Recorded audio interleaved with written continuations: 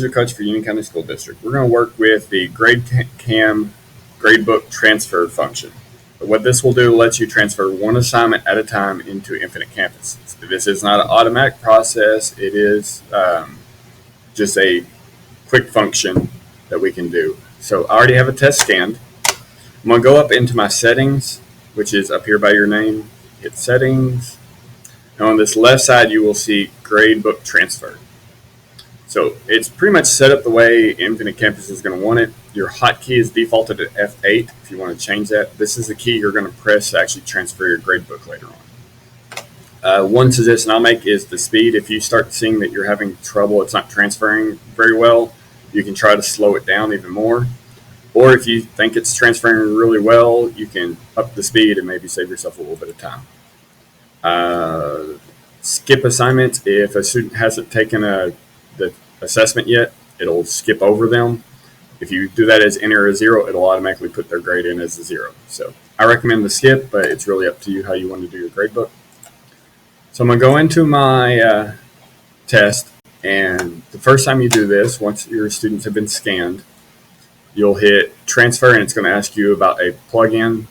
If not, then you're ready to go. Now, I don't have Infinite Campus anymore, so I'll have to do this in the Excel sheet, and it works just the same. So I'll hit transfer. It tells me which class I want to select, so I'll select the class I want. And it's going to default as all exactly the same. So this test was 10 questions, so she got 6 out of 10 questions, 2 out of 10 questions. But if you want to change that to a percentage, we can do out of 100, and it'll automatically change that. I'll show you, if I was to say I just wanted 50, it'll change it to what 50% would look like. So you can change that to 100. I'll show you how this works. So you leave this page open, go to your gradebook. So in my case, that's just going to be an Excel sheet. I go to the test that I'm looking at, and I simply hit the F8 key, and it automatically types in the scores for you. You'll notice Susie Q got a 0. She literally got no questions right, but Smith Jones here, Jones Smith, wasn't there for the test, so it just skipped right over. And I'll go back and I'll change that back to the